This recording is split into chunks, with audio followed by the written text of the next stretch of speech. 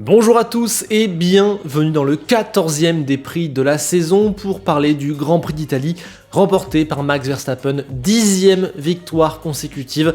On est obligé de commencer cette vidéo par ça, par prendre un petit temps pour essayer de réaliser de la taille de l'exploit et du morceau d'histoire auquel nous avons assisté hier. Dans la chaleur de l'instant, c'est toujours plus dur de s'en rendre compte, mais en fin d'année, on se posera et on verra vraiment que c'est énorme, 10 consécutives, ça n'avait jamais été fait. Bon, vous le voyez, je ne suis toujours pas dans le décor habituel car je suis encore en vadrouille. Hier, j'étais au Grand Prix moto d'Espagne.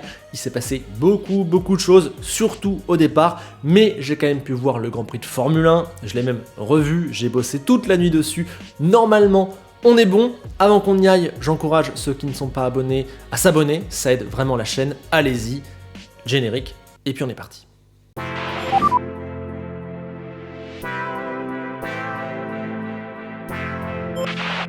Alors déjà, j'ai envie de dire un petit mot de Monza, car tout le week-end, j'ai été un petit peu gêné. Ça a surtout été le cas en catégorie junior, mais ça, j'en reparlerai dans une autre vidéo. En fait, j'ai l'impression, je ne sais pas si c'est la faute de la mentalité des pilotes qui a changé, ou des voitures qui sont devenues trop grosses, mais j'ai le sentiment qu'on commence à avoir un problème pour faire une vraie course à Monza. Alors je passe sur les jeux d'aspiration ridicules en qualif parce que cette année, ça a été bien géré par la FIA qui avait imposé un temps minimum et j'ai le sentiment que les équipes ont préféré faire leur temps toutes seules sans être gênées parce que si tu perds aussi du temps vu que tu es perturbé dans les chicanes. Non, mon problème avec Monza, c'est l'impossibilité de faire la course dans les chicanes car elles sont trop serrées ou les voitures trop grosses comme vous voulez, mais 90% qu'un pilote tente de dépasser, il y en a un des deux qui coupe, qui passe par ces boudins. Je pense vraiment qu'on a un souci avec la typologie de ces virages, peut-être trop cassants, trop lents, trop serrés pour des voitures trop grosses et avec des zones asphaltées.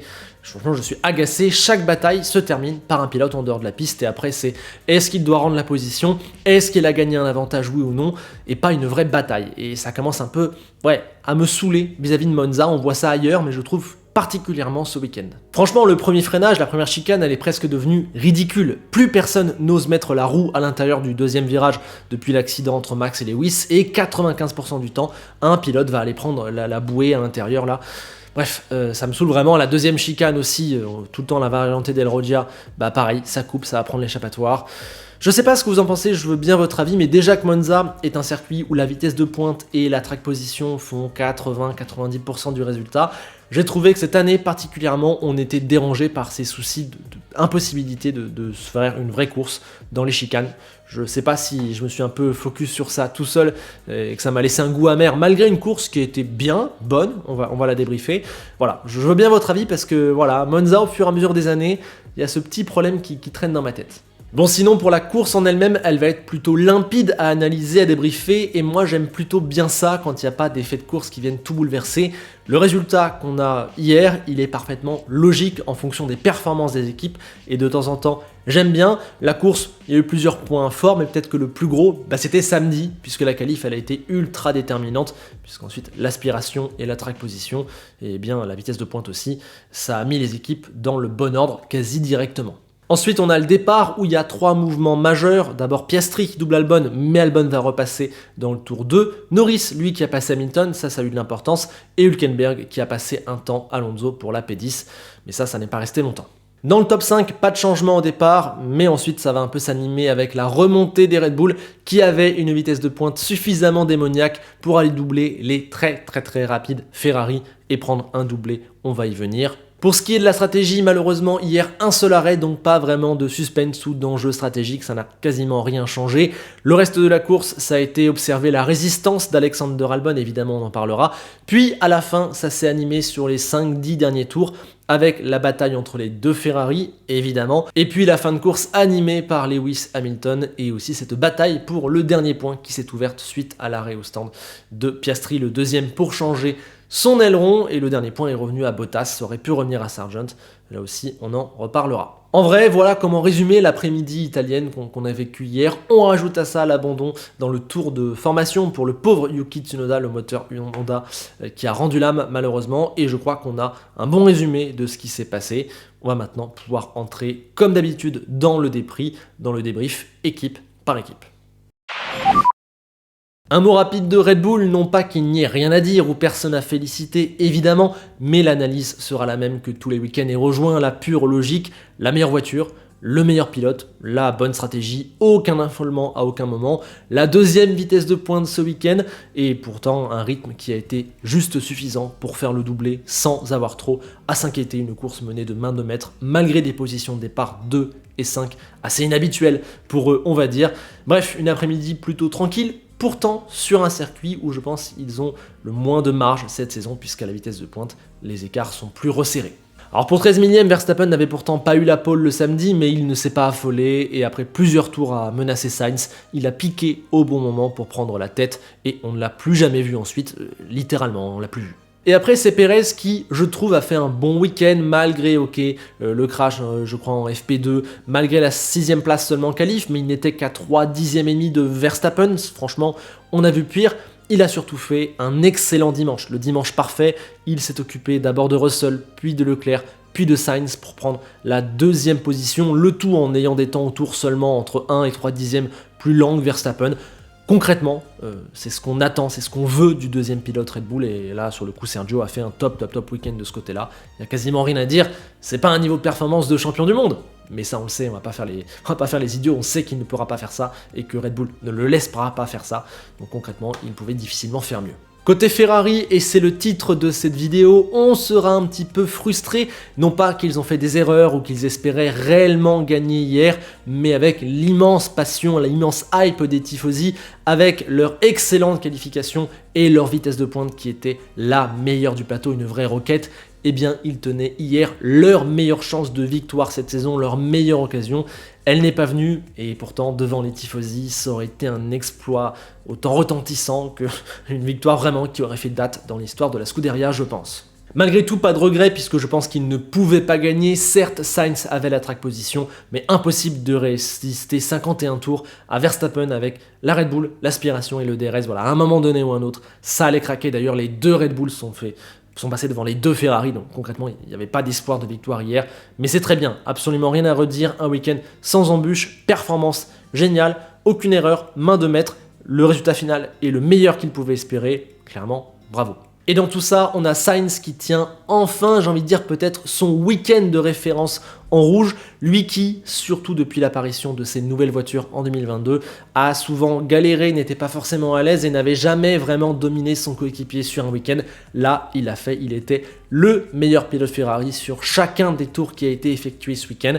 Ouais, c'est une référence et pour la première fois, j'ai vu dans Sainz un top pilote. Son statut a peut-être légèrement évolué ce week-end. Il faudra évidemment confirmer sur la suite, mais c'est un week-end quasi parfait, meilleur résultat possible. Paul, voilà, vrai leader devant les tifosi malgré la pression. Pour la première fois, il a vraiment volé la vedette chez Ferrari et il était le meilleur. Alors le meilleur, attention, 67 millième d'écart seulement en qualif et il finit roue dans roue. Il n'a pas du tout explosé Charles Leclerc, mais concrètement, c'était le meilleur homme rouge. Et ouais, petit changement de statut peut-être chez Sainz, en tout cas son meilleur week-end pour moi en F1.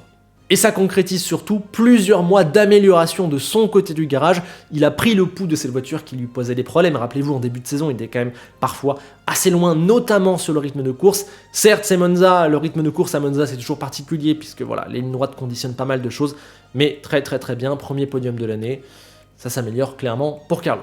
Et pour finir sur Ferrari, je suis vraiment très content de ce qu'ils ont fait à la fin en laissant les deux pilotes se battre. Excellente décision et les deux pilotes se sont très bien comportés. C'est vraiment ça qu'on veut voir. On est à Monza, dans les derniers tours, il y a un podium en jeu. Une consigne aurait clairement été compréhensible et plus que rationnelle. Ouais, vraiment. Mais j'ai adoré ce choix. Responsabilisation des pilotes. Ce sera leur faute s'il y a un problème, on leur a dit, on leur a laissé jouer. Les deux pilotes sont très bien comportés puisque Sainz a défendu sans aucun coup de roue et que Leclerc n'en a pas fait trop, même s'il a vraiment tout tenté. Bravo aux deux, bravo à l'équipe, j'ai adoré. Et pourtant, c'était pas un choix facile à faire puisque le résultat dans tous les cas allait être 3 et 4, peu importe quel pilote devant l'autre. Et car voilà, en cas de problème, c'était peut-être le fiasco du siècle pour Ferrari. Mais voilà, ça c'est un truc qu'on n'aurait pas vu sous Binotto, une décision claire de la part de l'équipe. Battez-vous, mais c'est votre responsabilité. Pas de consigne, très bien. Sous Binotto, ça aurait dit oui, mais non, mais oui, mais non. Et il y aurait eu un fiasco à la fin. Là, très bien. Bravo. Je pense vraiment qu'hier, ils ont respecté le sport et respecté les tifosi. C'est ça Ferrari. Bravo, très bien. En plus de la perf, ça vient mettre une petite cerise sur un très bon gâteau ce week-end. Ceux qui ont aussi su mettre une petite cerise sur leur gâteau ce week-end, c'est Mercedes avec un très bon choix stratégique qui amène un très bon résultat final à la fin, 5 et 6.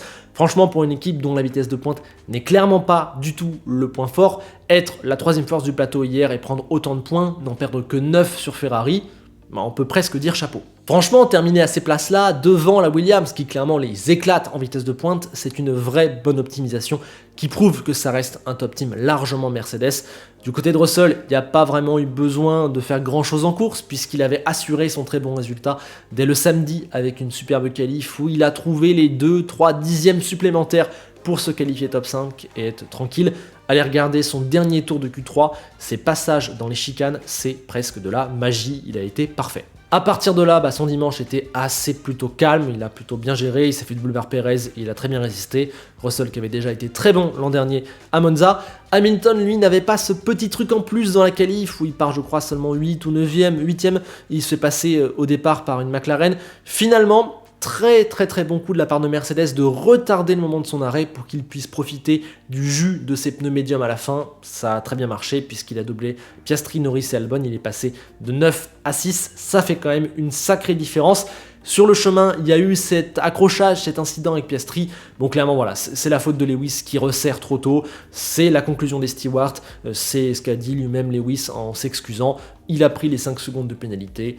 Voilà, très bien, malheureusement, pas de bol, ça a détruit la course de Norris. Et à l'arrivée, les 5 secondes ne servent à rien puisque Lewis avait suffisamment d'avance sur le 7e. Mais voilà, c'est une action qui est bien jugée. Il n'y a pas grand-chose à dire là-dessus, je pense. Passons donc à McLaren qui repartira de Monza, pas satisfaite, j'en suis sûr, non seulement car la vitesse de pointe n'étant pas leur point fort, on l'avait vu déjà à Spa, eh bien ils ont souffert, mais en plus car leur course a été émaillée de petits incidents qui ont coûté quelques points, à commencer déjà par la touchette entre leurs deux pilotes, Piastri qui s'ouvre un peu, il va toucher Norris dans la première chicane, bon, sans trop de gravité à la fin, mais pour moi c'est un petit peu l'action symbolique d'un duel nouveau chez McLaren. Piastri, ça y est, commence à prendre la mesure, il prend de la place médiatiquement, aussi sur la piste, pour moi il est toujours moins performant que Norris, mais il l'a battu lors de 3, des 4 dernières qualifications, etc. Donc il y a un petit jeu qui s'installe, et ça me paraît normal que les deux commencent à montrer les dents. Cette action, pas de problème, mais elle en est un petit peu le symbole pour moi. Pour le reste, les deux voitures oranges ont surtout été bloquées tout du long par la voiture... Pour le reste, les deux voitures oranges ont surtout été bloquées toute la course par Alexander Albon, absolument rien à faire face à la Williams avec cette McLaren-là. Et à la fin, elles ont cédé des positions face à Lewis Hamilton. Piastri qui a même tout perdu avec ce contact et cet aileron a changé. Ça a fait perdre, je crois, 2 points à l'arrivée pour les oranges. C'est pas dramatique, ça reste un week-end quand même où ils ont été sous-performants et où le dimanche n'a pas été maximisé. Sentiment un petit peu inverse du côté de Williams qui, on le savait, allait être très forte à Monza vu sa vitesse de pointe habituelle et devait capitaliser, c'est chose faite puisqu'il y a 6 points à l'arrivée et un trou fait sur la 8e place de Haas. Clairement, on peut le dire, entre Zandvoort et Monza, Williams a fait le trou décisif et a toutes les chances de terminer 7e. Bravo, c'est on ne peut plus mériter. Alors certains seront peut-être un peu déçus puisque Williams généralement démonte les autres en vitesse de pointe, donc on pouvait peut-être espérer à Monza quelque chose de grand, de très grand, mieux qu'une 7e place à l'arrivée, pourquoi pas proche du podium, mais en fait non, parce que à Monza, certes, il faut les vitesses de pointe, mais il faut équilibrer la voiture dans les 3 chicanes qui sont très importantes pour le Grand Prix au total. Et donc au final, c'est là qu'on voit que Williams reste une petite équipe parce qu'elle a certes la vitesse de pointe, mais la voiture reste bourrée de défauts, donc c'est binaire. Elle met tout sur la vitesse de pointe, elle en perd beaucoup dans les chicanes, et c'est là qu'on voit qu'un Mercedes peut s'insérer devant. Il en manque encore un peu évidemment, mais quand même ces points feront largement du bien et sont décisifs. Le tout mené par un exceptionnel, une nouvelle fois, Alexander Albon qui réalise une top saison. Une nouvelle fois, il confirme qu'il est le meilleur pilote du fond de peloton. Il me fait un peu penser au statut qu'avait Gasly il y a 2 ans chez AlphaTauri. Voilà, clairement, il sera chez Williams en 2024, mais pour le mercato, pour la saison 2025, il s'affirme comme le client numéro 1 à avoir. Je pense clairement que si Ferrari ne conserve pas Sainz ou que Sainz s'en va, il sera l'option numéro 1 et c'est logique, c'est mérité. Par contre, c'est beaucoup moins bien du côté de Sargent qui, pour le 2e week-end consécutif, montre ses limites et son incapacité à profiter du bon potentiel de la Williams. Alors oui, c'est un rookie, etc. Mais quand même, je l'attends pas au niveau d'Albon, mais quand même, il y a un écart, il y a des erreurs. Il prend quand même 7 dixièmes pour sortir en Q2 à Monza, c'est quand même beaucoup avec cette voiture-là en plus qui est une vraie roquette sur les lignes droites. Du coup, voilà, seulement 15e au départ. Et grâce à une bonne stratégie, grâce à la vitesse de pointe, à la track position, il remonte 11e, ça c'est bien, 10e même après l'abandon, entre guillemets, en tout cas l'arrêt d'Oscar Piastri. Donc il tenait ce dernier point, mais il n'a pas été capable de le tenir jusqu'au bout, s'est fait passer par Bottas, et même a pris une pénalité dans ce dépassement de Bottas. On l'a pas vu, je crois, moi j'ai pas réussi à voir l'image, mais les stewards l'ont estimé complètement responsable de l'incident. Donc ouais, encore un mauvais week-end. Attention Logan, le siège 2024 n'est pas encore assuré. Je pense que Williams fera son choix à la fin, peut-être même à la dernière course du championnat. Il y a plein de pilotes sur le bord de la touche. On entend Mick Schumacher, il y a Drugovich, certains peuvent aussi s'insérer dans la discussion. Attention, c'est lui qui est dans le baquet, donc c'est lui qui peut prouver qu'il mérite d'y rester, mais plus les courses passent, moins j'ai tendance à y croire, je l'avoue. On continue de descendre les écuries en parlant maintenant des 5 moins bonnes. Vraiment, il y avait un petit écart ce week-end et ces 5-là n'ont pas donné totale satisfaction, même si elles ont des fortunes diverses et pas le même statut. Mais pour la première fois, on retrouve dans ce gros paquet-là, eh bien Aston Martin, on le sait, bah voilà, la vitesse de pointe, c'est pas le domaine dans lequel la voiture est forte, donc ils ont galéré tout le week-end. On notera quand même Alonso qui arrive à passer en Q3, qui est le meilleur des autres peut-être, et qui tient le top 10, il arrache même 2 points à l'arrivée. Franchement, Fernando, très très bon, il n'y a pas grand-chose à redire. Par contre, Lance Stroll, pour un nouveau week-end, j'arrive même plus à compter, m'a fait une performance pas bonne du tout. Dernier en qualif, 8 dixièmes par Alonso en Q1, c'est pas normal pour un pilote qui en est à sa 7e saison, un pilote qui veut conduire dans une écurie, qui veut devenir un top team, c'est pas normal. Et en plus, moi ce qui me gêne, c'est l'attitude, il a pas l'air concerné. Alors certes, chacun est différent, chacun réagit, chacun a sa personnalité, j'ai pas du problème avec ça, mais vraiment, dans toutes les images que je vois de Lance Stroll, en off, pas en off, sur le circuit, etc., t'as l'impression qu'il ça l'intéresse pas trop. Et c'est vraiment le sentiment qu'il donne depuis des années, et là c'est vraiment exacerbé. Concrètement, on a un problème d'investissement, je pense, et de sportif de niveau. Il sera là l'an prochain, mais je prends le pari aujourd'hui, et c'est quelque chose que je dis, que je développe depuis plusieurs mois maintenant. 2024 sera sa dernière saison en Formule 1 à Lance Stroll, au moins chez Aston Martin, puisque pour lui et pour Aston, ça commence à ne plus être possible. On a vraiment un gros problème. Un mot aussi d'Alpine, on le sait, le moteur Renault est le moins bon, s'il est à la traîne, et à Monza, ça a donc été une catastrophe. Double élimination en Q1, aucun espoir, je crois même Ocon finit par abandonner pour un souci de volant. Voilà, vraiment, les montagnes russes, le manque de constance, c'est ce qui tue la saison d'Alpine. Tu sors d'un podium, tu finis complètement au ras des pâquerettes au niveau d'une As. Terrible, dans ce marasme-là, les deux pilotes, une nouvelle fois, qu'est-ce qu'ils peuvent vraiment y faire ? Pas grand-chose, et il faut juste espérer qu'Alpine arrive à montrer de la performance, et peut-être qu'ils arrivent à dénicher un accord sur le moteur pour que ça s'améliore. Sinon, Alfa Romeo a marqué un point, le 10e de leur saison, le premier depuis le Canada, grâce à un Bottas qui a été bon ce week-end, vraiment bon, puisqu'il bat du coup Guan Yu Zhou en qualif, arrive à plutôt bien se qualifier en Q2, fait un bon départ, a une bonne stratégie, et puis à la fin va passer Logan Sargent pour récupérer cette 10e place qui s'était complètement ouverte. Là aussi où ça a fait la différence, c'est 2 points. Premièrement, l'Alpha elle est équipée du bloc moteur Ferrari, le meilleur sur le papier, donc forcément ça aide à avoir une performance meilleure que d'habitude. Et de 2, Alfa Romeo est une des seules équipes du fond de grille à n'avoir fait qu'un seul arrêt. C'était la bonne stratégie, ça a permis à Bottas de s'insérer à la fin en haut de la feuille des temps du deuxième partie de tableau et d'arracher ce point. Donc bravo, je ne m'extasie pas sur la performance de l'Alpha, c'était très circonstanciel à la stratégie et à Monza. Mais voilà, ils n'ont plus qu'un point de retard sur As qui n'avance pas, je vais y venir. Et donc du coup, je pense vraiment qu'ils peuvent réussir encore 1 ou 2 coups cette saison et aller chercher la 8e place du général. Justement sur laquelle je ne vais même pas faire plus de 30 secondes puisqu'il n'y a rien à dire. La voiture, ça ne sert à rien de la faire rouler le dimanche quasiment puisqu'elle ne peut rien espérer, et je prends là aussi un pari en disant qu'ils ne marqueront pas un seul petit point de plus cette saison, même dans une course folle. La seule chose que je remarque encore une fois, c'est que Magnussen est battu par Hülkenberg encore, et est clairement le moins bon pilote de la grille cette saison. Et pour terminer, on a AlphaTauri qui, une nouvelle fois, peut être déçu et nourrir des regrets. Bonne qualif, très bonne qualif, 11e et 12e à la porte des points. Logiquement, vu le scénario du Grand Prix, ils auraient pu en marquer au moins un, et au lieu de Bottas par exemple. Mais non, puisque Tsunoda bat son moteur lâche dans le tour de formation, le bloc Honda, voilà, ça c'est terrible pour Yuki. Et puis Lawson, qui a fait d'ailleurs un top week-end, il m'a impressionné, je vais y venir, eh bien il a fait 2 arrêts au lieu d'un. Est-ce que c'est parce qu'il n'avait pas assez de gestion de gomme pour conserver jusqu'au bout? Est-ce que c'est parce qu'Alpha s'est trompé? Ça, j'ai pas encore totalement la réponse. Mais le dernier point en tout cas aurait clairement dû revenir à AlphaTauri hier. Pour plusieurs raisons, ça n'a pas été le cas et ça fait qu'au classement, ils ont toujours que 3, ils sont derniers, ce qui n'est pas représentatif parce qu'ils sont largement meilleurs que Haas par exemple, et même je pense sur la globalité meilleurs qu'Alfa Romeo. Et Lawson donc, franchement très bien, 12e en qualif, juste derrière Tsunoda, fort, et une course très bonne, sans souci. Il n'a toujours pas fait une seule erreur en Formule 1, à part un petit spin si je me souviens bien à Zandvoort, mais c'est pas grand chose. Bravo. Attention quand même à l'effet loop de Monza, qui est un circuit où le rythme est très particulier, où la ligne droite conditionne tout. Il y a 4 virages quasiment à Monza, donc c'est pas forcément là-dessus qu'on juge le mieux les pilotes. On se rappelle que l'an dernier, De Vries, sans le moins d'entraînement, avait été excellent dans la Williams. C'est un peu trompe-l'œil, Monza, donc bref. En tout cas, Lawson, on aura l'occasion de le revoir encore, puisqu'il va courir, Marco l'a dit, à Singapour et au Japon. C'est trop court en termes de timing pour que Ricciardo revienne. C'est cool. Attention, ce petit jeune qui est dans le baquet, il pourrait bien bouleverser le mercato du clan Red Bull. Ça, on en parlera bientôt dans une vidéo. Allez, on fait un point sur les classements, 145 points d'avance pour Verstappen, c'est presque 6 victoires à rien. Il sera champion au Japon ou au Qatar, ça dépend, l'un des deux.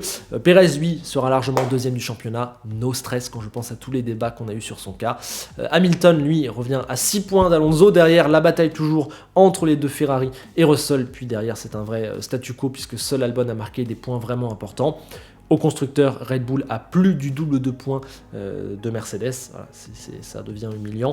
Ferrari a doublé Aston Martin pour la 3e place, voilà, ça on le sentait venir, et il faut que la Scuderia confirme ça, elle n'est aussi qu'à 45 points de Mercedes, peut-être qu'il peut y avoir une bataille entre les deux. McLaren, elle, on a 102 de retard sur Aston, voilà, la 4e place peut-être va se jouer, mais l'écart est encore conséquent. Williams, elle, on l'a dit, a fait un trou et sera 7e. Enfin, je pense que Alpha peut prendre bientôt la 8e place à Haas. Voilà. On passe aux notes, je vous les affiche, pas de 20 pour Verstappen parce qu'il n'a pas la pole, mais bon, ça change rien pour lui, c'est toujours pareil. Sainz, week-end référence, excellent. Russell, Albon, ils ont été top. Perez aussi, j'ai trouvé surtout le dimanche. Alonso, vous allez me dire, c'est peut-être haut pour un mec qui finit 9e, mais concrètement, que pouvait-il faire de plus? Je pense pas grand-chose. Leclerc, ça reste un très bon week-end. Norris aussi. Hamilton bien, mais écart avec Russell en qualif, en course aussi, plus le petit incident avec Piastri fait que je le contrains un peu dans la note. Bottas bien, Piastri ok, Hülkenberg dur à noter mais devant Magnussen. Gasly, malheureusement ça va être dur pour les pilotes alpines ces notes là, 12 et 10. Mais malheureusement, je peux pas mettre grand chose d'autre parce qu'ils sont en fond de plateau et il faut aussi que ça se voit à un moment donné dans les notes. Magnussen et Joe ont fait un week-end vraiment à la limite, pas terrible du tout. Joe, j'en ai pas parlé, mais ça commence à devenir un petit peu problématique et je sens que sa place est en train de se perdre pour l'an prochain. Sargent, pour moi, pas assez bon, et Stroll, le moins bon pilote de cette grille concrètement. Tsunoda, pas noté vu qu'il n'a pas fait la course. Et Lawson, j'ai mis un point d'interrogation puisque son cas est trop particulier pour avoir une note qui veuille vraiment dire quelque chose. J'attends vos avis évidemment. Notez en description, vous avez aussi les notes des équipes. Là, pas de surprise, ça reprend à la fois la hiérarchie qu'on a vue hier et la capacité à maximiser le potentiel. Pas grand chose à dire, je pense. Vos notes en description, en commentaire. On ajuste ça et à la fin, ça fait la meilleure des moyennes générales. Moyenne générale à retrouver en description. Sur ce, je vous remercie de votre écoute. J'espère que la vidéo vous a plu. Pensez à mettre un like, à vous abonner si ce n'est pas le cas. On se retrouve en commentaire comme tous les lundis soirs, j'adore ce rendez-vous et je vous remercie d'être à chaque fois aussi nombreux, vraiment, ça me régale. Pas de Grand Prix le week-end prochain, mais des vidéos déjà programmées dans ma tête, je vous prépare quelques petites choses. Merci à vous et on se quitte comme d'habitude avec Enzo Ferrari qui remercie la Scuderia pour le spectacle qu'elle a offert hier soir, mais qui regrette que ce ne soit pas fourni avec un défibrillateur en cadeau. À bientôt.